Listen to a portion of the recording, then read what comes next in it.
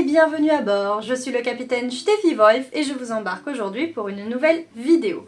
Aujourd'hui donc, nous allons faire le bilan de mes lectures 2025 avec les livres que j'ai le plus appréciés et les livres que j'ai le moins appréciés, la plus belle couverture, etc. etc.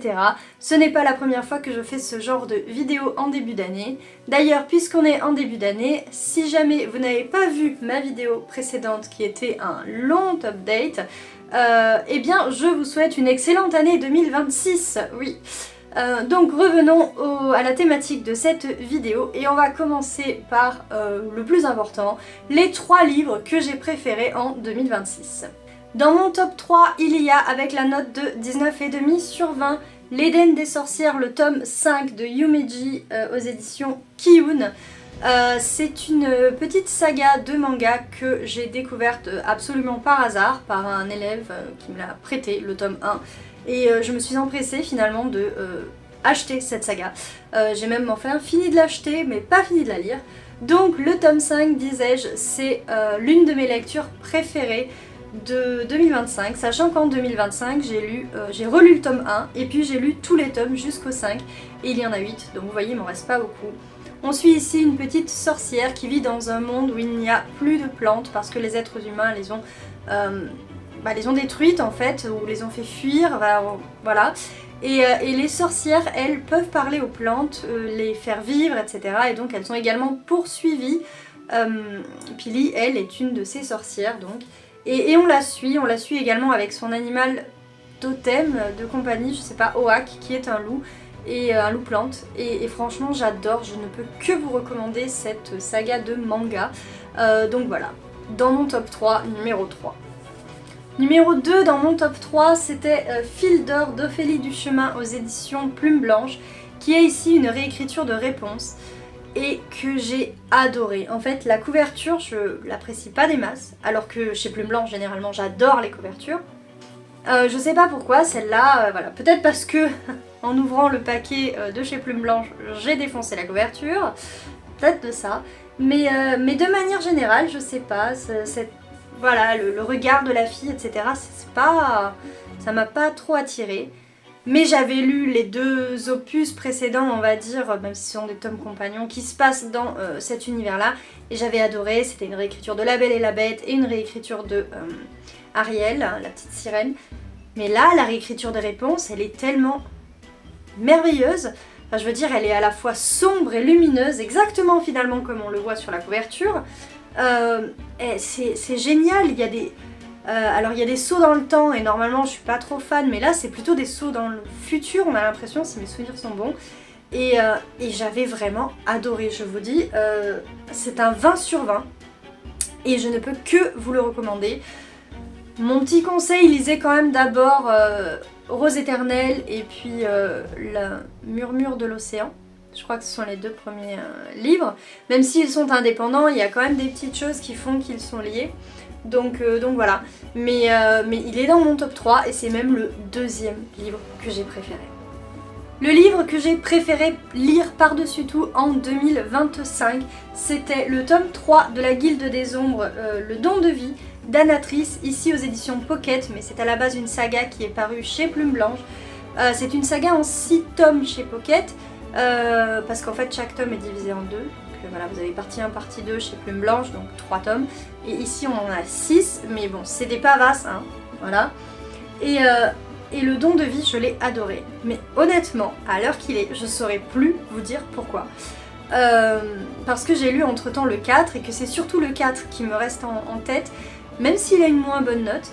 Je pense que celui-ci m'a surtout plu parce que j'avais été très déçue par le tome 2. Le tome 1, j'avais adoré.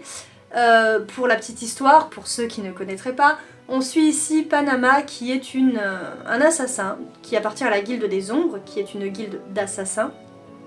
Et dans le tome 1, c'est sa formation. Dans le tome 2, j'ai pas aimé parce que la relation qu'elle a, on est toujours dans la formation d'ailleurs, mais la relation qu'elle a avec son mentor est très malsaine et j'ai détesté. Voilà. Dans le tome 3, on comprend enfin le pourquoi du comment de ce côté malsain de leur relation.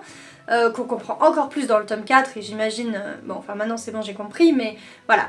Donc le fait que je comprenne le pourquoi on en est passé par là, je pense que ça m'a aidé à passer le cap. Et puis je sais pas, c'est super bien écrit, la relation que Panama a avec un autre personnage, Beladine, qui est un dragon, qui a été banni, qui est un dragon d'ailleurs maudit, enfin vraiment c'est génialissime.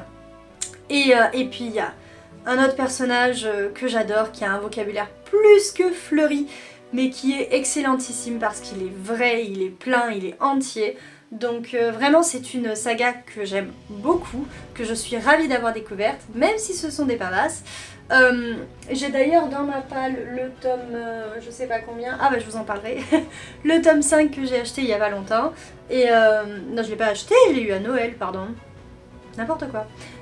Donc voilà. Mon top 1, le livre que j'ai préféré par-dessus tout, c'est celui-ci. Mais je sais même plus vous dire pourquoi exactement, tellement tout ce qu'il y a dedans m'a plu. Voilà, en fait c'est ça. C'est juste ça. Ensuite, je voudrais faire une mention spéciale pour un livre que je voulais découvrir depuis un moment, mais qui était dans une maison d'édition qui a fermé entre-temps. Et je me suis dit, mince, je pourrais pas la voir. Alors, bon, je me suis dit peut-être que l'autrice a des exemplaires encore. Pardon. et voilà, mais mieux, elle a réussi à trouver une nouvelle maison d'édition pour son roman, et ça, en plus, c'est magnifique, ça donne ceci.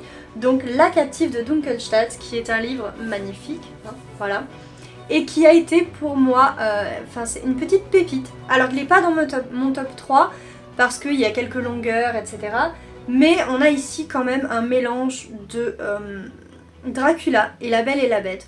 Autrement dit, deux histoires que je chéris par-dessus tout. Et puis le fait que le livre soit beau, ben voilà. Et la plume de Magali Lefebvre, je l'ai découverte également cette année, enfin cette année 2025 du coup. Et je l'ai beaucoup aimé. Voilà pourquoi il me tenait à cœur donc de découvrir ce roman-ci encore plus. Donc voilà, petite mention spéciale pour La Captive de Dunkelstadt. Et bien évidemment, ça se passe en Allemagne, donc ça, ben ça gâche rien. Alors après le top 3, après la mention spéciale, il nous faut parler de mon flop 3, les livres que j'ai le moins aimés en 2026. Alors numéro 3 de ce flop 3, en fait il y en a deux. Il y en a deux, dont l'un que j'avais déjà mis à donner, dans mon pack à donner, parce que vraiment il ne m'a pas plu, mais qu'il est très beau et qu'il se passe en Provence. Donc évidemment les gens voudront le lire, hein, je pense. Donc il s'agit du Jarval de Patricia Le Sauce, ici dans une ancienne édition, donc les éditions du Riez qui n'existent plus.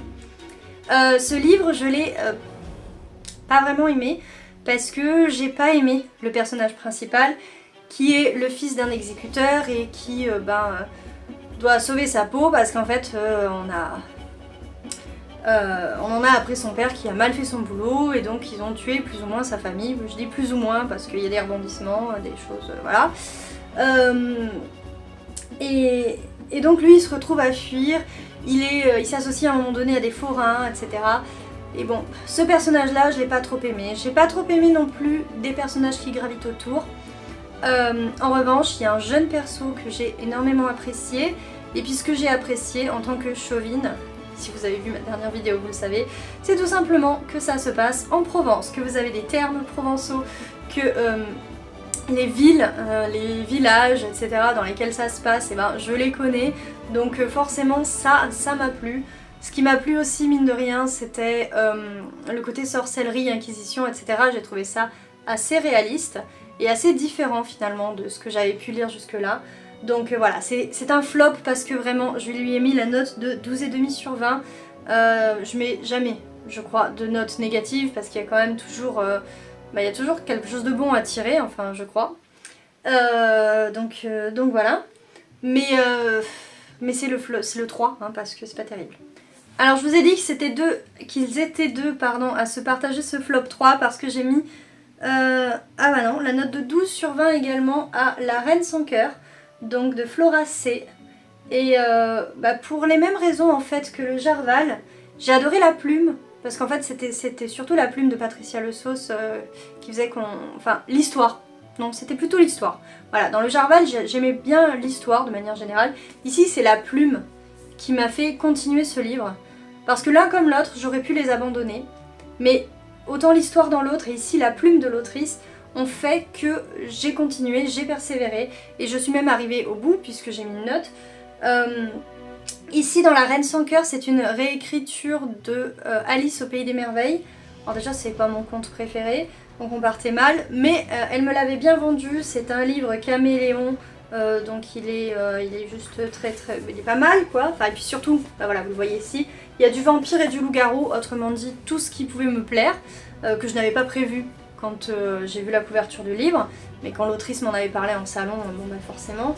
Du coup en plus évidemment il est dédicacé, donc voilà, et donc c'est aussi pour ça que je le donne pas. Mais je crois que je pourrais. Enfin bref, je vais y réfléchir encore. Donc voilà, je l'ai pas apprécié essentiellement parce qu'il y a beaucoup trop de liens qui sont faits avec la pop culture, avec des séries notamment, avec The Vampire Diaries, True Blood, désolée pour l'accent mais voilà, c'est pas génial. Mais voilà, c'est vraiment... On a parfois l'impression que c'était du copier-coller de ces séries-là, qu'on avait envie de les réécrire. Et ça m'a vraiment déplu. Mais je vous dis, la plume de l'autrice, en dehors de ce fait-là, elle est très bien parce que déjà on a une héroïne qui est trentenaire et ça fait du bien, surtout quand on l'est, presque plus. Mais voilà, non, trentenaire donc. Elle est, voilà, déjà ça fait du bien de suivre une héroïne adulte, une vraie héroïne adulte avec des vraies problématiques d'adulte, pardon. Voilà, le côté, en fait c'est le côté surnaturel qui m'a déplu, alors que normalement c'est plutôt ce que j'aime. Donc voilà, ça c'était le deuxième de mon flop 3, enfin le deuxième numéro 3 de mon flop 3. Le numéro 2 de mon flop 3, je ne l'ai plus. Ah si. Sur le coup en préparant cette vidéo, je me suis dit t'as dû le jeter. Mais en fait je ne jette pas les livres, c'est pas possible, c'est pas quelque chose qui se fait. Hein. Donc le numéro 2, c'était l'Escape Game, calendrier de l'Avent que j'ai lu donc en toute fin d'année. Qui est pour moi pas du tout une réussite en fait. J'ai pas vraiment apprécié mon expérience. Voilà, c'était un jeu par jour et c'était plus des jeux qu'un escape game. Il n'y a guère que la fin avec l'intrigue de Krampus qui était sympa. Mais voilà, c'est pas mon truc du tout. C'était pas un réel escape game pour moi. Il y avait des énigmes qui n'en étaient pas. C'était des jeux style puissance 4. Il y avait des énigmes insolubles, vraiment. Et quand je dis vraiment, c'est que moi j'y arrivais pas, peut-être parce que je suis nulle, hein, ok. Mais en plus, normalement, au début, ils vous promettent des aides et compagnie, voire même les solutions pour que vous puissiez avancer, même si en soi ça sert à rien. Preuve en est qu'il y a plusieurs énigmes que je n'ai pas résolues parce que il n'y avait pas d'aide, il n'y avait pas la solution, et en fait, je suis quand même arrivée au bout, j'ai libéré le Père Noël, etc. On a eu les cadeaux, blablabla. Mais bref, donc j'ai mis à ce livre la note de 12 sur 20 et voilà, c'était pas génial. Le dernier livre de mon flop 3, autrement dit le livre que j'ai le moins aimé en 2026, c'est un livre que j'ai abandonné. C'était La Reine Rouge de je sais même plus qui, et c'est pas grave. parce que vraiment je l'ai abandonné. Comme dans le Jarval, je n'ai pas réussi à accrocher au personnage principal, sauf que à la différence du Jarval, ça se passe pas en Provence. Il était encore plus immonde, c'est un anti-héros, mais vraiment, vous voyez, c'est le gars qui fait tout le temps n'importe quoi, etc. Mais que tout le monde considère comme un héros parce que il était au bon moment, au bon endroit, au bon moment. Donc non, vraiment, celui-ci, ça ne l'a pas fait, ça ne m'a pas plu, je ne l'ai même pas terminé, c'est mon abandon de 2026. Revenons maintenant sur les premiers et derniers livres que j'ai lus en 2026. Et en 2025, n'importe quoi. Donc l'autre c'était mon abandon 2025, hein, évidemment. Donc le premier livre que j'ai lu en 2025, je vous l'ai déjà montré. Il s'agit de mon deuxième livre préféré de l'année, c'était Fil d'or. Voilà, donc ça c'est le premier livre que j'ai lu en 2025. Et encore une fois, je vous le recommande. Et le dernier livre que j'ai lu en 2025, parce qu'il me restait un jour et qu'en un jour j'allais pas commencer un nouveau livre, surtout quand on change d'année. Enfin je veux dire, quand on change de mois déjà j'ai du mal, mais quand on change d'année, n'importe, non, pas du tout. Donc j'ai lu une BD, le tome 30 des Elfes, qui était un tome très hivernal. Ah bah tiens, je sais plus quelle note je lui ai mis. Je vous le mettrai ici peut-être, si j'y pense. J'y penserai, je crois. Mais voilà, donc j'ai bien aimé parce que c'est un tome assez indépendant des autres, même si on suit Gawain, qui est un elfe noir que l'on suit depuis 2 ou 3 tomes sur les elfes noirs. Mais voilà, je l'ai trouvé sympa, il est sombre, mais en même temps très glacial. Et puis il y a l'antagoniste, le personnage qui joue le méchant, qui est aussi très intéressant parce que très mystérieux. J'ai mis plein d'hypothèses sur lui. Et voilà, si vous voulez en savoir plus, comme d'habitude, il y a le lien en barre d'infos.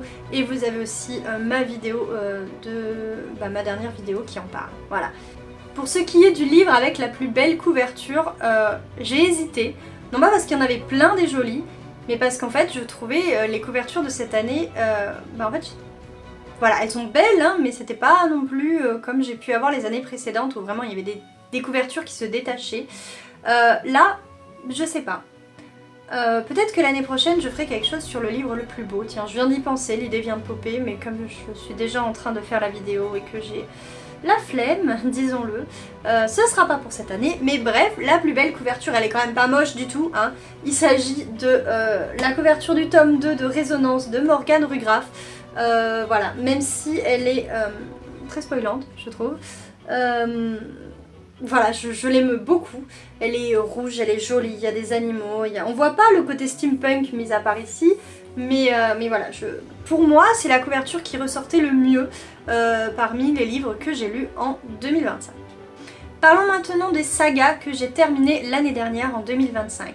Alors j'ai pas pris les livres parce qu'honnêtement il y en a quelques-unes. Donc tout d'abord j'ai terminé la saga Givre de Jean Vigne aux éditions Petit Caveau. Et je dois dire que c'est une saga que j'ai bien aimée, c'est une saga vampirique, alors évidemment oui, parce que le Petit Caveau fait quasiment que du vampire. C'est une saga aussi policière, puisqu'on suit Ange Vernier, qui est une policière du coup, qui enquête à Paris, etc.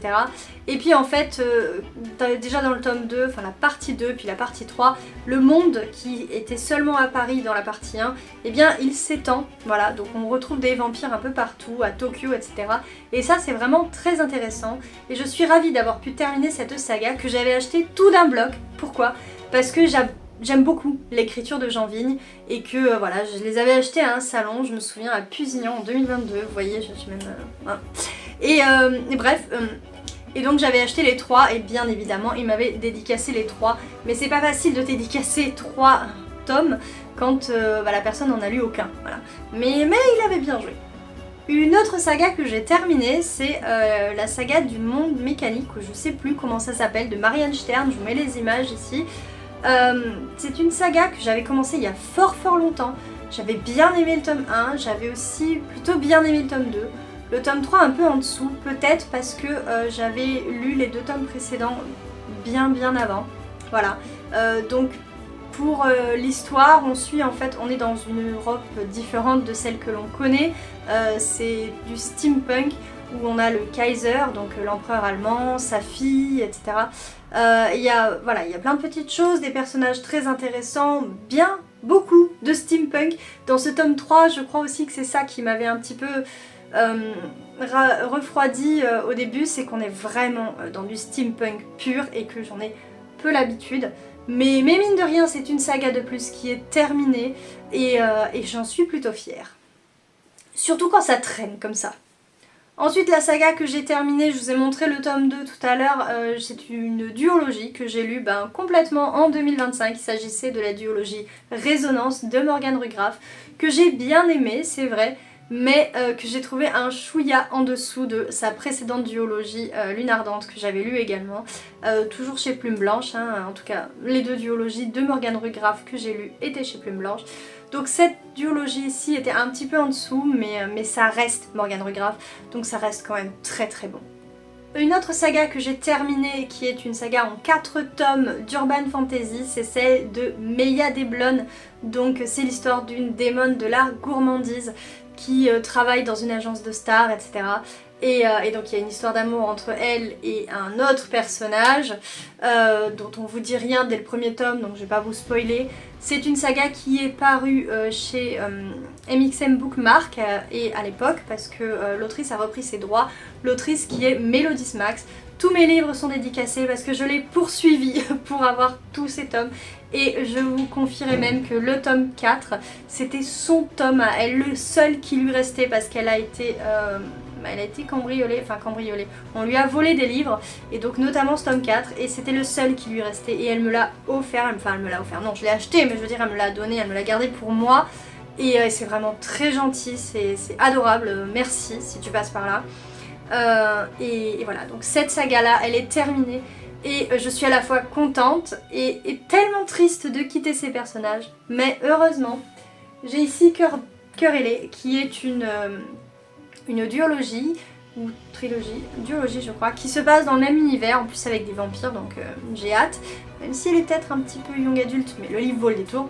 Et puis il y a aussi des stand-alone, des spin-offs que j'ai déjà commencé à lire, j'en ai lu un, donc ça va, ouf, j'ai pas complètement abandonné l'univers. La dernière saga que j'ai terminée, en fait, c'était 3 livres indépendants mais qui appartiennent à un même monde, à savoir les Gardiens d'Ulgurine. Je vous en ai parlé 2 fois déjà, je vais pas vous remontrer la couverture si ce n'est avec les images qui apparaissent. Donc c'est ça, les Gardiens d'Ulgurine, c'est 3 réécritures de contes publiées chez Plume Blanche, écrites par Ophélie Duchemin et qui sont merveilleuses, hein, je crois qu'on en a déjà parlé. Ensuite, parlons des maisons d'édition que j'ai le plus lues. Eh bien, il y en a 2 qui arrivent ex aequo avec 5 livres chacune. Nous avons d'un côté les éditions du Chat Noir qui malheureusement ont fermé en 2025. C'est peut-être pour ça que je les ai dégommés, mais il m'en reste encore pas mal à lire, heureusement, parce qu'ils font des livres géniaux, et puis ensuite, nous avons 5 livres chez Kiyun, qui sont les tomes 1 à 5 de l'Éden des sorcières, voilà, tout simplement. Mais sinon, j'ai davantage lu encore de livres auto-édités, puisqu'il y en a 10 au total sur l'année 2025. Passons maintenant à ma plus grosse surprise de l'année 2025. Il s'agissait du Reflet brisé de Nina Gorlier aux éditions Magic Mirror. Pourquoi c'est ma plus grosse surprise ? Alors que je connais la maison d'édition et je sais qu'elle est de qualité, je connais la plume de Nina Gorlier et je sais qu'elle est de qualité. On a une couverture, d'ailleurs c'était la deuxième plus belle couverture selon moi, de Mina M qui est de qualité, sauf que en fait en commençant ce livre, pour les 100 premières pages à peu près, j'avais l'impression que c'était du téléphoné, que c'était du facile, que Nina Gorlier avait vraiment utilisé des facilités d'écriture et pour le coup j'étais très déçue. Mais passé un certain twist, ce livre était génialissime et ça a été quasiment un coup de cœur, il n'a eu que la note de 19 sur 20 à cause de ses 100 premières pages, mais sinon il aurait mérité d'être dans mon top 3 parce que vraiment, ces 100 premières pages c'est tellement du... Il y a tromperie sur la marchandise quoi en fait. Vous vous dites non, c'est... Après l'avoir lu, vous vous dites en fait 100 premières pages c'était pour... voilà quoi. Faire genre est-ce que vous allez plus loin? Est-ce que vous allez creuser? Parce que moi, l'autrice Nina Gorlier, j'ai creusé et j'ai fait un livre merveilleux. Clairement. Donc ça c'est ma plus grosse surprise.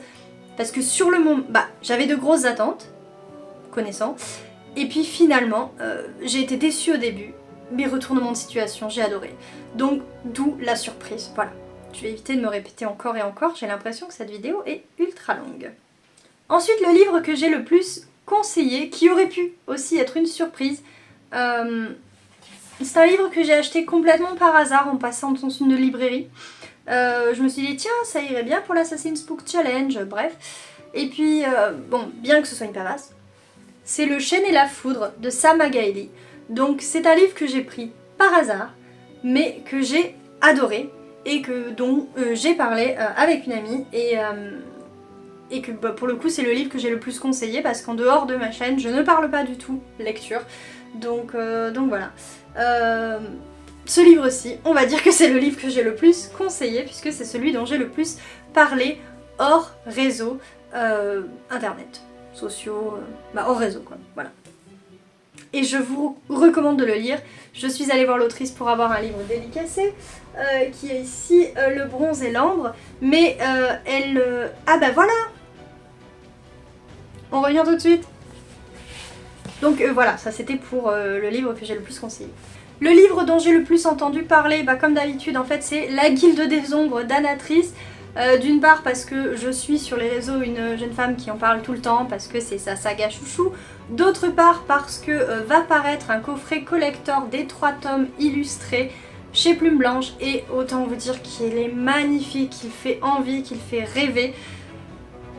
Si c'était ma saga chouchou, je pense que je l'achèterais parce que vraiment il est sublimissime. Voilà, donc ça c'est le livre dont j'ai le plus entendu parler. Et ensuite il y avait le livre que j'attends le plus en 2026. Alors moi le livre que j'aimerais le plus lire en 2026, il est paru fin 2025. Je me souviens plus du titre, mais je sais que l'autrice c'était Laura Collins. Et c'est une saga de romantasy, elle en a écrit en 2 tomes, qui étaient 2 tomes sur Brume, et là on est ailleurs. J'ai plus mes mots parce que j'ai tellement honte de pas savoir, alors que j'ai tellement envie de lire ce livre. Mais voilà, je vous mets l'image ici pour me dédouaner. Donc ça me fait envie, mais c'est paru en 2025. Le livre qui me fait le plus envie en 2026, en fait, c'est... je sais pas, je crois qu'il va paraître en 2026. Et c'est le tome qui est entre Le Chêne et la Foudre, donc dont je viens de vous parler, et Le Bronze et l'Ambre, que j'ai cité tout à l'heure, et qui se passe là 20 ans après. Et donc pour expliquer comment on est arrivé les deux là à là, elle a écrit un tome au milieu, et ce tome-ci j'ai vraiment envie de le lire avant de lire celui-ci. Celui-ci est dédicacé, mais du coup il va devoir attendre que j'ai le tome intermédiaire pour pouvoir être lu. Voilà, je terminerai cette vidéo en disant que je ne suis pas peu fière d'avoir pu lire en 2025 61 livres, et que parmi ces 61 livres, il y avait quand même... Alors, j'avais essayé de noter les romans, etc. Mais en fait, il y a des choses qui sont pas des romans, il y a des nouvelles, c'était compliqué. Donc ce que j'ai relevé, c'est que j'ai lu 4 livres en allemand. Alors j'aimerais faire plus, mais je trouve que finalement c'est pas si mal, parce qu'à la base je croyais qu'il y en avait que 3. Donc voilà. Voilà, donc c'est un beau bilan lecture que je fais en 2025, quand la moins bonne note c'est 12, quand il y a eu un seul abandon alors que 2 autres livres vraiment demandaient à être abandonnés presque. Je trouve que c'est une très bonne année de lecture, j'espère que la vôtre l'a été également. Dites-moi ça en commentaire d'ailleurs. Vous pouvez en commentaire donc me parler de votre année 2025 en lecture. Vous pouvez évidemment, si cette vidéo vous a plu, lui mettre un petit pouce vers le haut. Et si vous n'êtes pas abonné à cette chaîne, faites-le, je vous en prie, je vous y invite. Voilà, c'est tout, je vous y invite. Ce que je vous invite à faire également, si vous ne me connaissez pas encore, si vous débarquez ici, c'est d'aller visiter mon site steffiwolf.fr, où vous avez toutes les chroniques écrites des livres que je lis au fur et à mesure. C'est là qu'elles paraissent en premier. C'est là aussi que je parle de mon côté autrice. Mon côté autrice qui fera l'objet d'une très prochaine vidéo. D'ailleurs, à ce sujet, je vous souhaite une excellente navigation sur YouTube et je vous dis à très vite pour cette prochaine vidéo, a priori. Tchuss!